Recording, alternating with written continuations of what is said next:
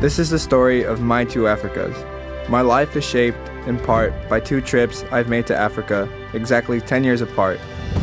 I celebrated my 8th birthday in South Africa with my dad on safari.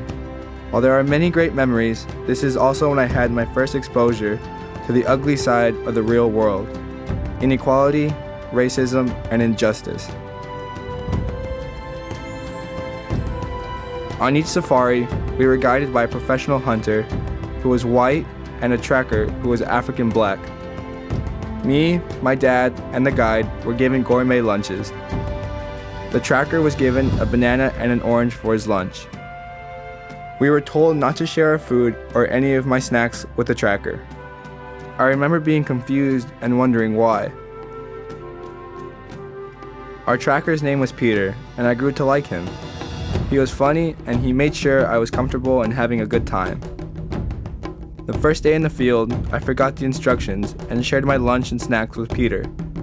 That evening, back at camp, my dad was scolded because I broke the rule of sharing my food with the tracker. Later that night, I asked my dad why the trackers were treated differently. He sat me down, and I got my first lesson on discrimination and injustice. But my dad told me that he was proud of me, and I could keep on sharing with Peter. I did, knowing my dad had my back. During our trip, I witnessed several other instances of discrimination. More than the safari, what I remember most about this trip is my shock at how some humans treat other humans with so much indifference and indignity.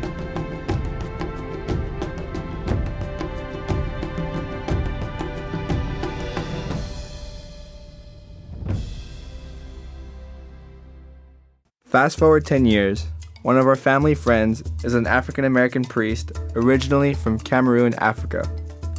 Cameroon is located just above the equator between Nigeria and the Congo.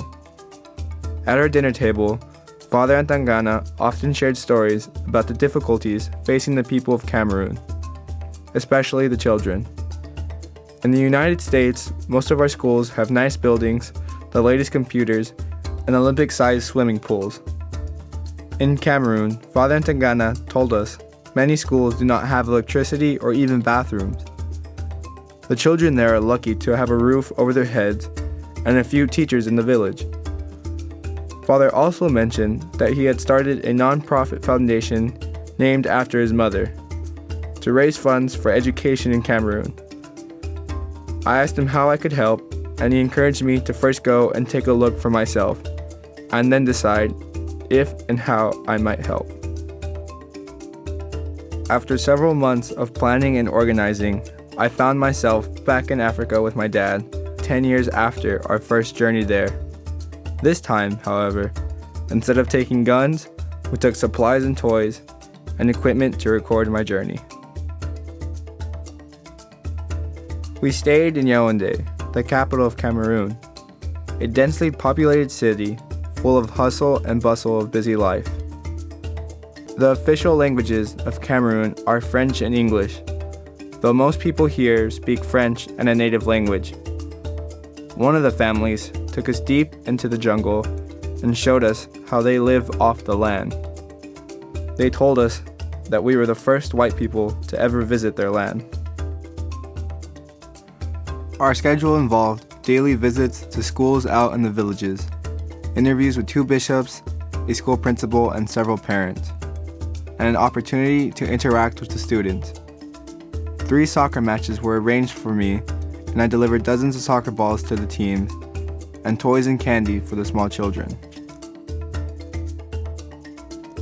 My first interview was with Bishop Sostine, the Bishop of Obala, northwest of Yaoundé. He says that education is a priority for his people, but the lack of basic resources is a real problem. In the villages, it is hard to find good teachers.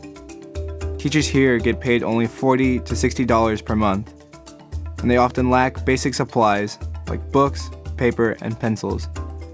So it is a challenge to keep them motivated.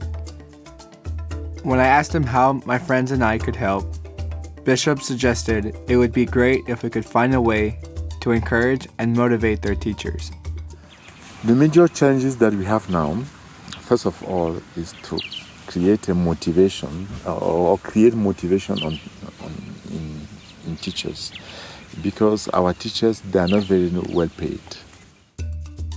My next interview was on the other side of Cameroon. Bishop Faustine is on the far east side of Cameroon, bordering the Central African Republic. The situation in this area is even bleaker. The area is less populated and more remote. Many students have to travel long distances every day just to attend school. Like other schools in Cameroon, they lack the most basic needs, including electricity, water, bathrooms, and school supplies. We want our schools to be more competitive, not just in our area. In our area, we are the best, that is true. But compared to the nation, we are not the best. So we want our schools to be competitive, to give chances to our children to be competitive with other children. So some equipments are lacking. Computer is a dream. Despite their bleak situation, what I saw in Cameroon was incredibly inspiring. Against overwhelming odds, the people of Cameroon find ways to educate their children. More than that, all of the people I encountered seemed to live happy lives. The floors in their homes may be dirt, the water in the kitchen may come from a water hose, and the light in their house may come from the sun. But these families find a way to make do with what they have. They support one another, they share their food with each other, they play together, and they live together. Their simple lives are not complicated by the things that dominate American life. There is a peace and happiness among them that is tangible.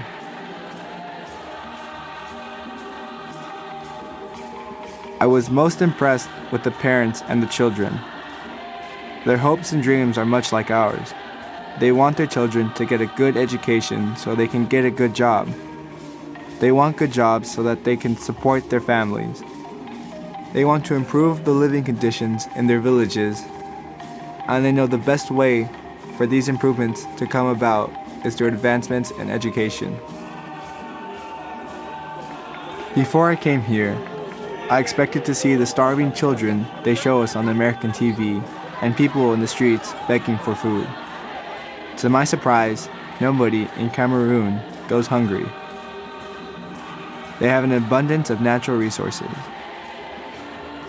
What I encountered here are humble people of goodwill, people with a strong work ethic and a determination to survive in difficult circumstances. By engaging a culture I was once prohibited from knowing, I found no valid reason for the division or justification for the inequality.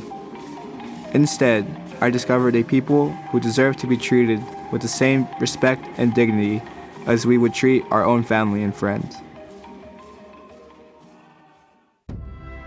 These are people that we should help and can help. In consultation with the bishops and other leaders, I conceived of Project Merci as a way of giving me and my friends an opportunity to help. Thanks to Hermes Music Foundation and Alberto Kramerman, Project Merci will be able to coordinate the delivery of hundreds of student desks to Cameroon later this year. Going forward, our main goal will be to offer support for the teachers. The students in Cameroon take an annual school exam used to measure school performance. Project Merci will provide the teachers at the highest performing schools a bonus equal to 3 months' pay. That sounds like a lot of money, but it is only $150 per teacher. So if a school has 10 teachers, $1,500 will provide all of the teachers a bonus equal to 25% of their annual salary. Any extra money we raise will be used to purchase school supplies for the teachers and children. The extra pay will motivate and encourage teachers to be the best they can be. Just $1,500 a year can change a village. With your help, we can change many villages. Africa is the fastest growing continent in the world, and now is the time to engage their people and build relationships with those who will soon become our largest trading partner.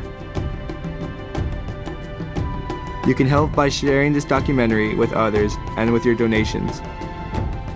Your contribution can be made through GoFundMe, or tax-deductible contributions can be made through Foundation Neme, a non-profit foundation and sponsor Project Mercy. Foundation Neme will not charge any administrative expenses to the contributions made for Project Mercy.